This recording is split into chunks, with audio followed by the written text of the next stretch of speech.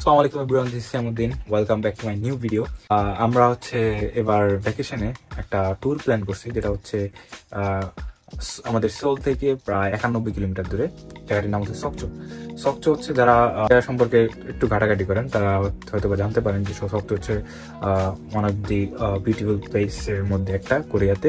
ওই জায়গাটা চুজ করার মেন উদ্দেশ্য হচ্ছে ওখানে হচ্ছে ওটা উপকূলীয় এলাকা, কোস্টাল এরিয়া, আমাদের কক্সবাজারের মতো।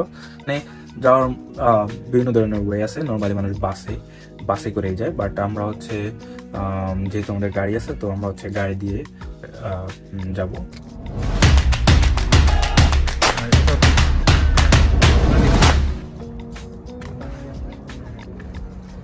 তো গাইজ, আমরা হচ্ছে অনেকক্ষণ ওয়েট করার পর আমাদের গাড়িটি পাইলাম।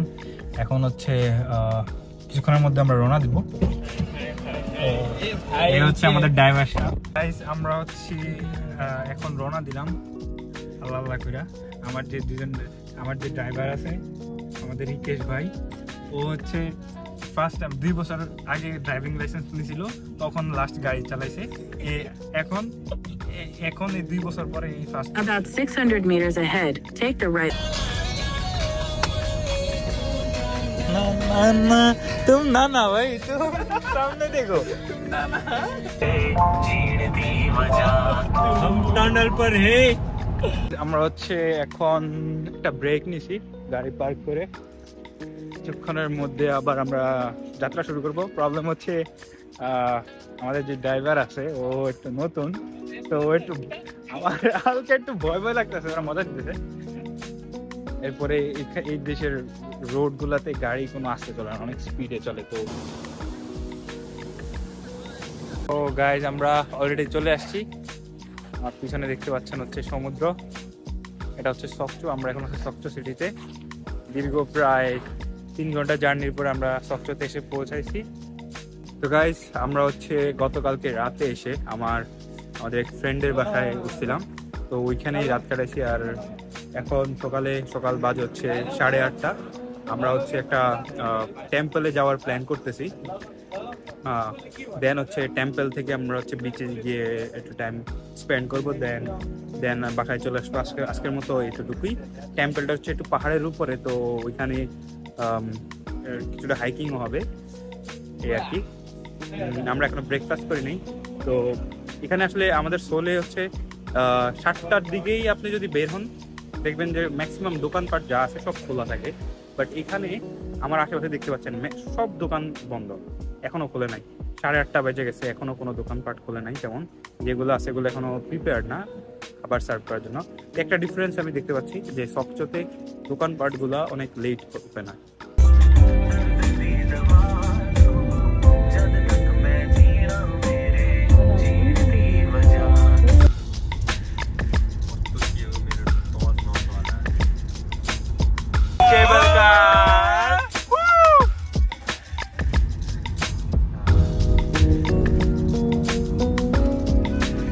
আমরা মাত্র আমাদের কার পার্ক করলাম। এখন হচ্ছে আমরা যে সরাকসান মাউন্টেনের ওই দিকে যাচ্ছি। আর আমরা হচ্ছে কেবল কারে উঠবো। যেহেতু এটা বিশাল বড় পাহাড়, আমাদের এখানে হাইকিং করাটা অতটা পসিবল হবে না, কারণ আমরা হচ্ছে অতটা টাইম নিয়ে আসি নাই। আর দ্বিতীয়ত হচ্ছে অনেক পরিশ্রমের ব্যাপার, সেবার অনেক টুলস লাগে আর কিছু ব্যাকআপস লাগে, ওইগুলো আমাদের কাছে নাই। তো আমরা হচ্ছে কেবল কার দিয়ে উপরে উঠে জাস্ট পুরো একটা সুন্দর ভিউ নেওয়ার ট্রাই করব। এই হচ্ছে আমার পিছনে যেই গেট দেখতে পাচ্ছেন। আমরা এখন আছি হচ্ছে একটা বুদ্ধার মন্দিরে আসছি। আমরা এখনো কেবল কারে আসলে চড়ার প্রথমেই প্ল্যান ছিল, বাট আমরা যে জায়গাটাতে কেবল কারে যেই পিকে পৌঁছানোর কথা ভাবতেছিলাম, ওই পিকটাতে হচ্ছে নর্মালি অনেক মেঘ থাকে, যেটা দেখতে অনেক সুন্দর। বাট এই মুহূর্তে মেঘ নাই, যার কারণে আমরা একটু ওয়েট করতেছি, দেখি যদি সব কিছু ঠিকঠাক থাকে তাইলে হচ্ছে আমরা কিছুক্ষণ পরে কেবল কারে উঠবো। আর এই যে আমার পিছনে দেখতে পাচ্ছেন, এটা হচ্ছে একটা টেম্পল। আমার পিছনে ওইদিকে একটা স্ট্যাচু আছে, সিটিং বুদ্ধা টাইপের। কিছুক্ষণ পরে আমরা এটা দেখাবো আপনাদের। আজকে হচ্ছে আমি বুদ্ধা সম্পর্কে, যে বৌদ্ধ ধর্ম সম্পর্কে নতুন একটা জিনিস জানতে পারছি আমার ফ্রেন্ড থেকে। এই যে আমাদের এখানে ইকেশ ভাই হচ্ছে খ্রিস্টান আর ও হচ্ছে বুদ্ধিস্ট, আমি হচ্ছে মুসলিম। তো অমিতের কাছ থেকে আমি জানতে পারলাম যে মাত্রই জানলাম, আমি আগে কখনো এই ব্যাপারে শুনি নাই, যে গৌতম বুদ্ধ ছিল ও হচ্ছে বাই বর্ন হিন্দু ছিল, বাট ও হচ্ছে জ্ঞান অর্জনের উদ্দেশ্যে বাড়ি থেকে বের হয়ে পাহাড়ে গিয়ে অনেক ধ্যান করে, দেন অনেক জ্ঞান অর্জন করার পরে দেন নিজের একটা ধর্ম প্রতিষ্ঠা করে, যার নাম শেষে বৌদ্ধ ধর্ম হিসাবে পরিচিতি লাভ করে।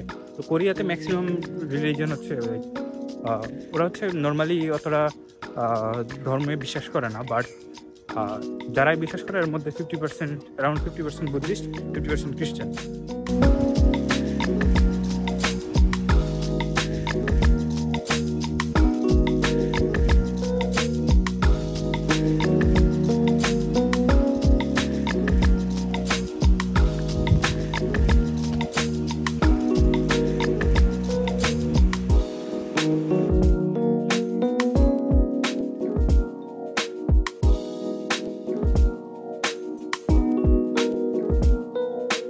কেবল কারে উঠবো, আর এখন হচ্ছে আমরা সিরিয়াল আছি, আমরা হচ্ছে টিকিটের জন্য ওয়েট করতেছি। টিকিটের দাম হচ্ছে যারা অ্যাডাল্ট, ফরেনারদের জন্য কোনো স্পেসিফিক নাই, বাট যারা অ্যাডাল্টের জন্য 15,000 কোরিয়ান ওয়ান, ওইটা হচ্ছে রাউন্ড ট্রিপের জন্য। তো এই হচ্ছে আমাদের টিকিট, এটা হচ্ছে 3 জনের টিকিট 15,000 করে, যেহেতু আমরা অ্যাডাল্ট। অ্যান্ড এ হচ্ছে আমাদের লাইন, আমরা হচ্ছে 11:35 এই হচ্ছে ওইটাতে।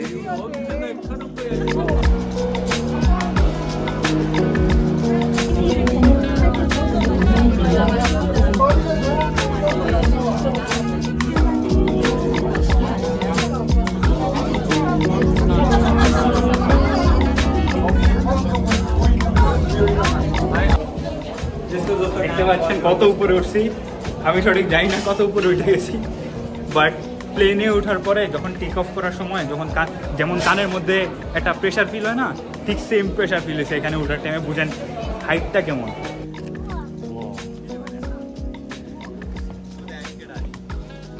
গাইস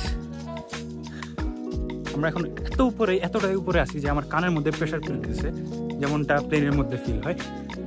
গলাও শুকাই গেছে, আমরা পানি টানি কিছুই জানি নাই, আর আমার হালকা মাথাও ধরে আছে, জানি না কি অক্সিজেন স্বল্পতার কারণে এমন হইতেছে নাকি। এটা কিন্তু অনেক উঁচা পাহাড়, আমার ওঠা সবচাইতে উঁচা পাহাড় এটা। মানুষের অবস্থা দেখেন, আজকে সানডে হওয়াতে সবাই উইকেন্ড, যেহেতু যারা এই ফ্রি টাইম পাইছে সবাই আসছে, এই কারণে এই অবস্থা। 올리게 되면 건물 밖에서까지 장시간 줄을 서서 기다려야 하는 불편함이 예상됩니다. 구경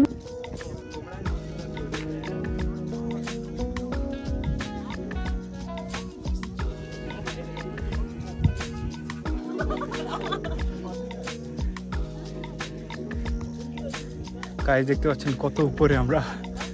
আসলে এটা হচ্ছে আমার ওঠা সবচেয়ে উঁচু পাহাড়, কখনো কল্পনা করি না এরকম একটা জায়গায় উঠবো। সবাই ছবি তোলার জন্য ব্যস্ত, বাট আমার মাথায় চিন্তা আসে যে এত উঁচুতে এই পরিমাণ একটা অ্যালটিটিউডে কীভাবে এরকম একটা ইনফ্রাস্ট্রাকচার তৈরি করছে। এখানে কেবল কারের স্টেশন আছে, দেন হচ্ছে অনেক পর্যটকদের জন্য ভালো ভালো ব্যবস্থা আছে। তো এই জিনিসটা কীভাবে ওরা তৈরি করছে এত উঁচুতে, এটা আসলে ভাবার বিষয়। আমাদের মতো মানুষরাই তো করছে।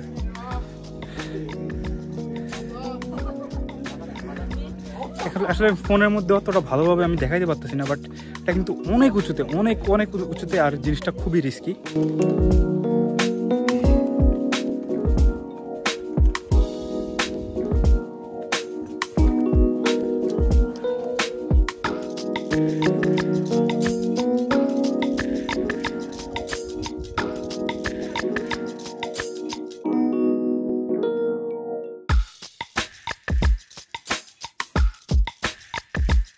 অনেকক্ষণ ছিলাম এখানে, ভালো এনজয় করলাম, অনেক ছবি তুললাম, ভালোই লাগলো।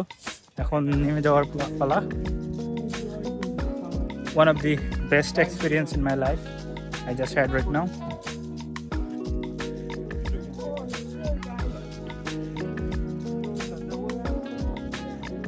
এখান দিয়ে কত নিচে নিচে যাবো আর কি। আসার টাইমে তো ভয় লাগে না, বাট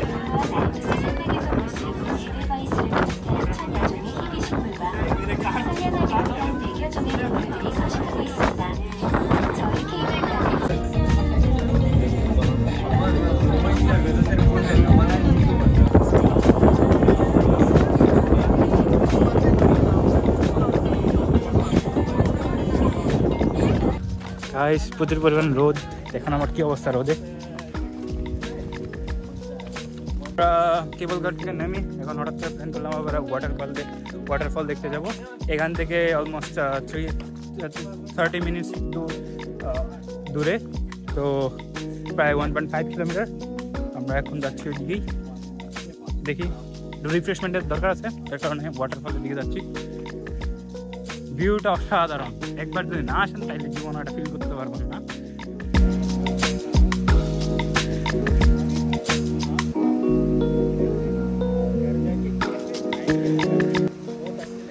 আমরা আসলে অনেক টায়ার্ড হয়ে গেছি, তো এই মুহূর্তে আমরা আসলে একটা নেপালি রেস্টুরেন্টে, আর এই হচ্ছে আমরা নেপালি খাবার খাচ্ছি। এটা হচ্ছে নেপালি থালি, দেখতে পাচ্ছেন ডাল আছে, এটা হচ্ছে মাটন, এটা হচ্ছে ছোলা ভাত, আর হচ্ছে পাপড় ভাজা পাপড়।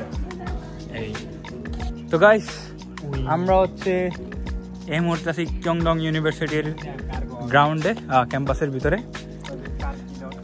আমি এক্সপেক্ট করছিলাম যে এখানে অনেক বাংলাদেশি থাকবে, বাট একদম ফাঁকা ক্যাম্পাস, কাউরেই দেখতে পাচ্ছি না। বাট ক্যাম্পাসটা বিশাল বড়, আর হচ্ছে বিল্ডিংয়ের স্ট্রাকচারগুলো অনেক সুন্দর।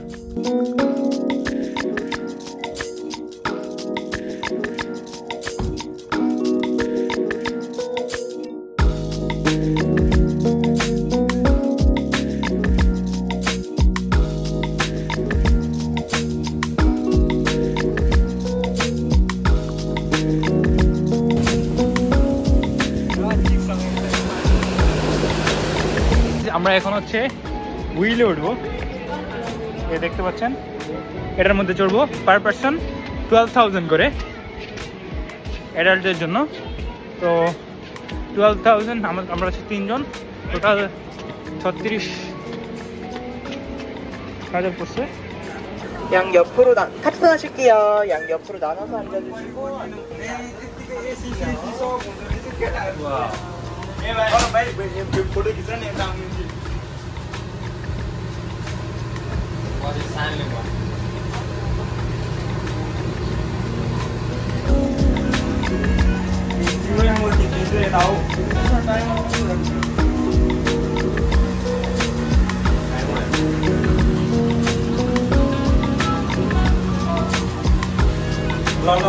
আমরা এখন আছি হচ্ছে হুইলের ভিতরে।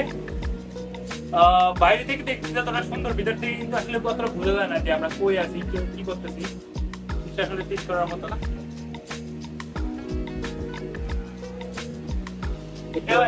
অনেক স্লো চলতেছে, যার কারণে বাইরে থেকেও দেখা যায় না যে আসলে এটা চলতেছে কিনা। আমরা প্রথমে তো ডাউট হয়ে গেছে যে আসলে এটা চলতেছে কিনা, অন আছে কিনা, আমরা জানতাম না। পরে